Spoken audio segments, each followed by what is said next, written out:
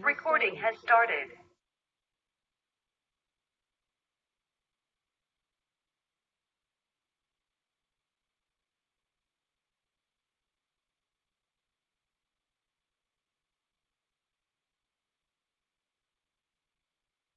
Hi everybody, it's Jen with Wild Stitchers. Hope everybody's doing well tonight.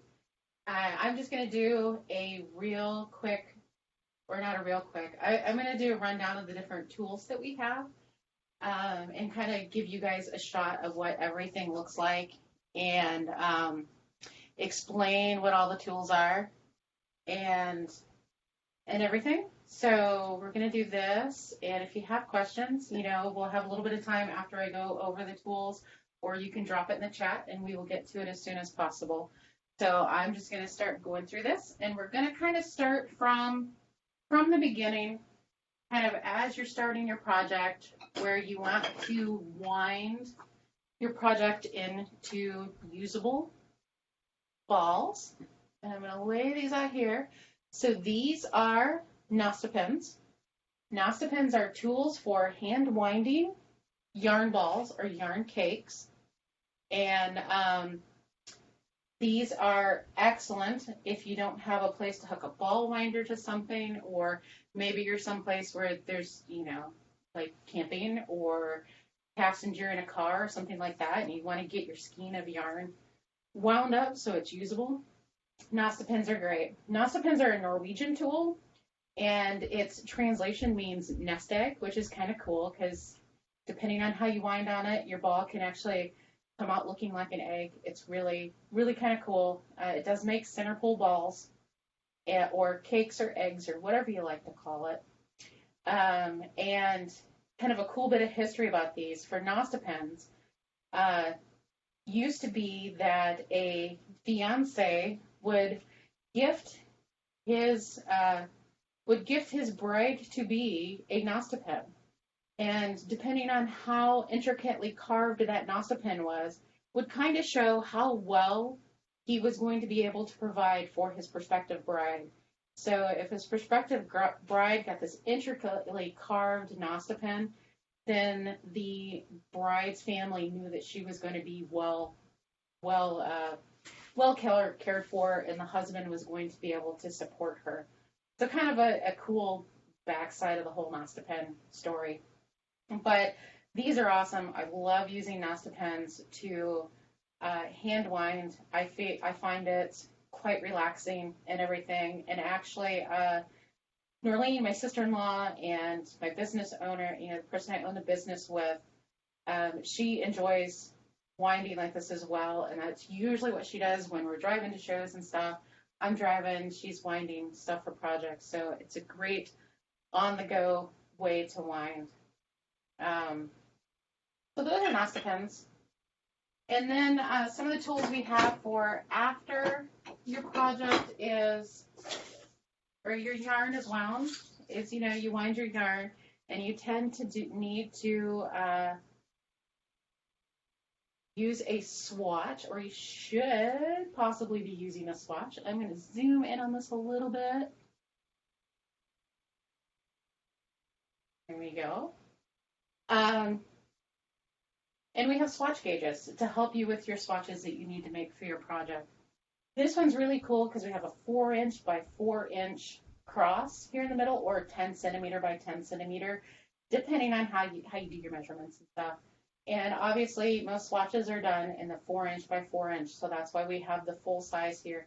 But the cool thing about this cross is this cross actually really isolates a column and a row of stitches when you use your swatch gauge. If I just show this quick on here, I think you can see that nicely. But it really kind of accents that row and that column of stitches, so it makes it a lot easier to count those. If you've got one of those open ones, I tend to go up and down in rows while I'm counting and always get messed up and stuff. So that's our swatch gauge. Also, when you're knitting and crocheting, it's kind of good to be able to tell, maybe you have some unmarked yarn, you're not quite sure what weight it is, or some hand spun, you're trying to figure out what weight it is. or you want to really kind of do a yarn substitution, really good tool for all of that would be a wraps per inch guide. In a wraps per inch guide, you just take your yarn, you wrap it right beside each other through this gap here, this 1 inch gap, and you count how many times you've wrapped around that.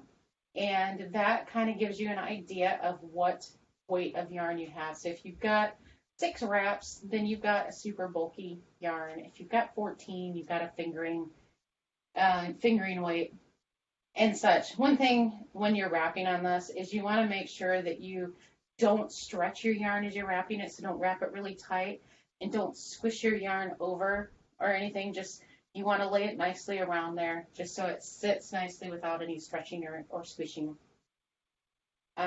So also for substituting yarn for a project, it's really good to use this, because if your project says you're using a fingering 14 wraps per inch yarn, then you know that any yarn that gives you that 14 wraps per inch is going to be a decent substitution for that. So a very handy tool for both knitting and spinning. For knitting and crochet, we have our needle and hook guides. We got our needle gauge and our hook gauge here. Different ones, because when you're measuring your hooks, your crochet hooks versus measuring your needles, it is a slightly different way to measure them. So it's a little bit different kind of gauge for those. Great tool to have, especially if you're like me and you have needles that the laser etching has wore off on, or the laser etching is so light that you just can't see what the size of that needle is. I am getting older and my eyes are getting worse, so that doesn't help either. But this is great to have, to be able to find out exactly what size that is and everything. And same with the hooks. I've got some hooks that only show the millimeter sizes, doesn't show the US sizes and such. And with one of these, you can kind of look to see what that is, or you can measure it and everything, and you don't have to keep Googling things like I've done in the past. So those are 2 gauges that we have.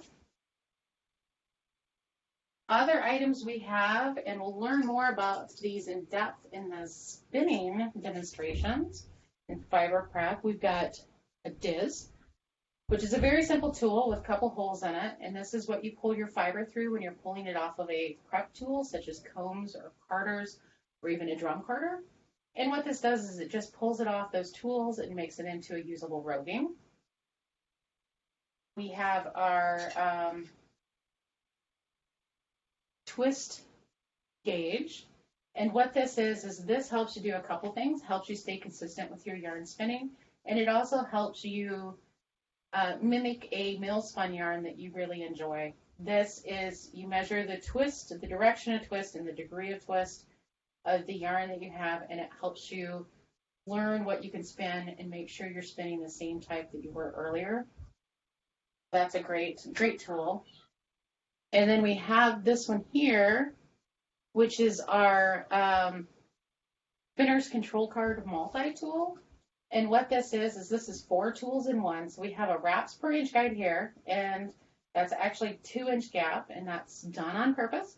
Because if you're spinning yarn and maybe your yarn's a little inconsistent, either accidentally or on purpose or however it is, if you do this over a 2-inch span, you count your wraps, you divide it by 2, and that gives you the average for your wraps per inch. And that's a great way to measure a wraps per inch of an inconsistently spun yarn. We have a diz here, works the same way as the other one, only it's on a bigger tool. We have that twist gauge up here. And then we also have, now here we have the spinner's control card. And what this is this is where you take a yarn that you've spun, and this is to help get consistency and everything. So you take a yarn that you've spun, and you lay that yarn on these gaps, and which one that the yarn fills up that etch space, but doesn't spill over, like up here that spills over, or it doesn't have any gaps. So that's definitely smaller than that. And we have a fingering weight, which is about a 14. That doesn't spill over anything. So that's kind of how you use that. It works really good for spinning, for consistency of your spin. So if you stop spinning and you start again, it's great to check what you're spinning on here just to make sure you're getting the same number you were before. So that's our multi-tool.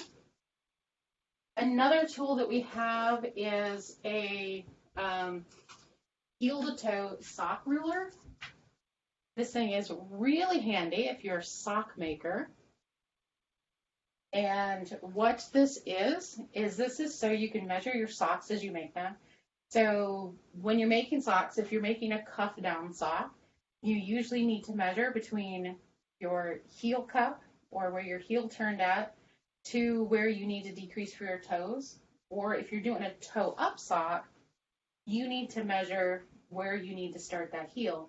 So the way these heel to toes work is that you slide your toe of your sock. So this is a toe up sock. You slide your toe of your sock into here. And you don't stretch it out or anything. You just unroll it so your stitches are unrolled. And let me move it up here so you can see it better. Lift it to the camera a little bit. And then you're going to see that that's at about the 3-inch mark here. And that tells me that, you know, I've knit 3 inches. So for this pair of socks, I have to go to 6 inches in order to start my heel. So I know I've got 3 more inches to knit before I can start that heel. And just the same, if you're using this for cuff down socks, then you can do this. You stick this into your heel cup. If there's a leg sticking up here, this is your heel cup. You're measuring to where you start to decrease to your toes, and it's a good way to figure that out. Since this is also unfinished wood, you can mark down if you're making for multiple sizes. You can mark down, like, I know this one is for a certain type of sock that I'm making for myself. I know that for my mom, I got to go to 7 inches. If I'm making just a different pattern of socks for myself, I need to go to 7 1/4 inches. So I can mark those on here because it is an unfinished wood, and you are able to do that. On the back of these as well, we also have Kitchener stitch listed out for you. So for those that are doing cuff down socks and you Kitchener your toes, or any reason why you need to have Kitchener, then you have that on this sock ruler. So a few other things that we have, we've got different kinds of blockers. We've got our sock blockers, which these are our non-adjustable sock blockers. Just a little bit, we'll be able to see those more fully. There we go. Non-adjustable sock blockers, and these sock blockers will work for 1 or 2 different shoe sizes. They come in 4 different sizes. We've got an extra small, which is a youth small, or a large toddler. We've got a small, which is youth large, small adult. We've got a medium and a large sizes for these. On the same turn, we also have adjustable sock blockers. And this is adjustable because basically the toe of the sock blocker will expand to help with so it fits more sizes of socks. And what it is each size that we have, we've got 3 different sizes, and each size will block socks for 9 different shoe sizes. This is a small, so it does anything from a kid's 13 up to a women's 8.5.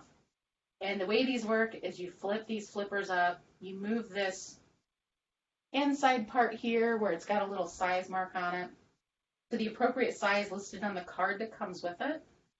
And you move that to the appropriate size. So we're going to say this needs to be on a 4. And then you flip these flippers down. And we're going to flip this one this way. So you hold that, and you'll see that when I tip this upside down, that toe isn't going anywhere. If those flippers weren't there, that toe would have fallen out. And I can show you that real quick. I flip these up and out of the way, and I set that in there, and I set that toe in there, and I tip it up. You can see it's already moving. And if I go to put that in a sock, see how easily that falls out? So the adjustable blockers with those flippers are extremely handy. so that stays put for you so you don't get frustrated when trying to put these in socks. Other blockers that we have, we've got mitten blockers. And we got two different types of mitten blockers. We have a regular mitten blocker, which blocks your normal mittens. That looks like this. And with these, we've got opposable thumbs. The opposable thumbs are great because some people do afterthought thumbs, which puts the thumb in your pattern about here. Other people do gussets, which takes it off to the side, like these mittens here. So if you've got the opposable thumbs, you can block your thumb no matter where it is in your mitten, and it's not going to make a difference for that. These come in 3 different sizes. We got small, medium, and large. Smalls are typical children's size or a small adult hand. A medium is our typical women's size hands, and then a large is either larger women or typical men's size hand or mitten blockers. If you are a person that makes colorwork mittens or Norwegian mittens, or also called Selbu mittens, we do have blockers for those. And these blockers are specifically made to match the point of the pattern or the point of the mittens. So this is what the blockers look like. And again, we've got our opposable thumbs because of where the thumbs sit in these patterns. And you can see here that that thumb isn't bending, but it's nicely blocked. And again, our thumbs are pointed to fit the pattern design of the pointy thumbs on these mittens. So those are our Norwegian mitten blockers. We sell these in 2 different sizes, a large and a medium. We also have the ability to make them smaller if you guys need some, but need it for a smaller hand size. So we don't want to let those go unnoticed. Some of the things we have for finishing and after projects are done is we have our darning eggs, which we got these in several different sizes and colors depending on different types of wood. And these are great for darning or mending socks. So if you put them in, we're going to pretend that this one has a hole in the heel that needs to be fixed. So we're going to put that egg in there. We're going to hold that material down. So it just opens up those stitches a little bit, and it'll help you know where you can stitch into. Also gives you a surface to work against and everything. These are great because it isn't only for darning socks, but it's also for darning, sweaters. Say you've got a hole in the elbow of the sweater, then you want to mend, or the side, or anywhere.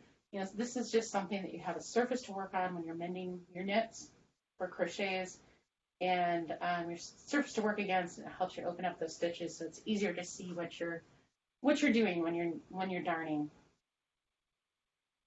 Some of the other tools we have, here's a cool one to show. We have interchangeable crochet hook sets. It's a set of 9 crochet needles. These are aluminum needles, and they have a Susan Bates style hook on it, and you get to choose the handle you want out of what we have available. And if we don't have a color that you really like, we can definitely work with you and get you what color and design you kind of like. But these hooks slide right into the handles.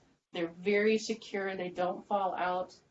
Cool thing about these is you can take it out and turn it around so that hook is stored in the handle. So when this is in your project bag, it's not catching your yarn or catching your project and causing you grief as it does that. So it's a great thing. Also, it's really nice because you can take one of these and that loop that you're working with, put that loop in between the hook and the handle, and you smush that down, and now that loop is secure in there. So it's secure. It's not, well, it just fell out, but it's not going to fall out as easily. You're not going to lose that loop. You're also not going to be pulling out your stitches as easily because you have that loop trapped in between here.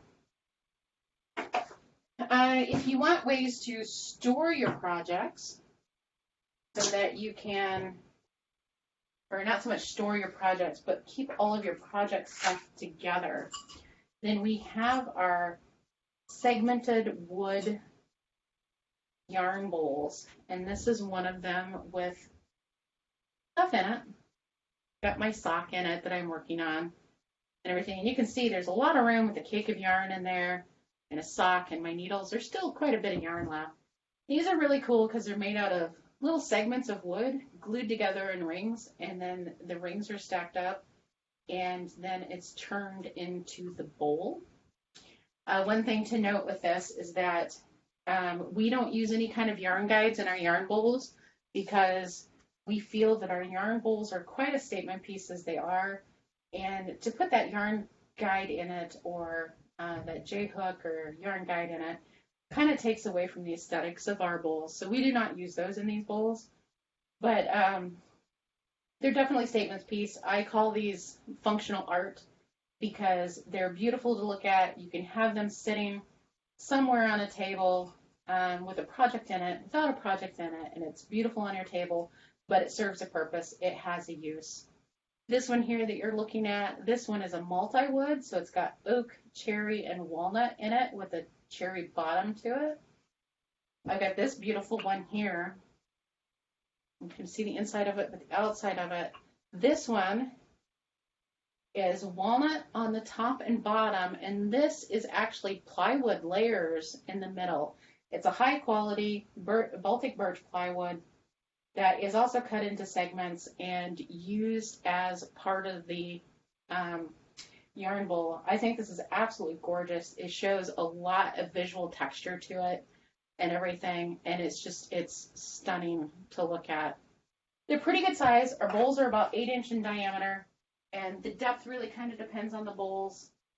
Shapes and sizes are very different depending on kind of how our maker, who is my dad, feels at the time that he's turning the bowls. So here's a walnut bowl. And this one's really kind of cool because you do get to see, with walnut, there's a lot of different color variation in walnut wood. So you're not just seeing that one color, you're seeing the true color of walnut boards, which does differ quite a lot in a piece of wood. Like this bottom here, this lighter part was closer to the bark of the tree, where the darker part here was more towards the center of the tree when it was milled, or when it was growing, and this is how it comes out milled. So the lighter pieces tend to be closer to the bark and stuff, but you get lots of cool color variation with this wood. This is one of the reasons why I love wood products so much. And a couple other quick things just to show is other tools we have. We do sell lucettes for making square braids, whether you want a tighter, thinner braid or a looser, thicker braid. You can do that all in one size of lucette. We also have null binding needles. That against the black there. These are 4-inch needles used for null binding craft. Null binding is a craft that the Vikings did before knitting and crocheting came around. This is how Vikings made, hats and mittens and scarves and socks and stuff like this. It's a really cool craft, something that I'm looking forward to over the holidays here of taking some time and learning more about to be able to demo to you guys. But as of right now, if you want to learn about null binding, definitely go out to YouTube, take a look, check out some of the videos out there and see what kind of a cool craft, fiber arts craft null binding is. So that was a really quick rundown of the majority of our tools. There's a few other things, spinning related, like our spindles and stuff like that I didn't go over because we're about ready to transition into more of a spinning kind of demo. But with that, I'm going to stop talking for a moment and let you guys ask any questions.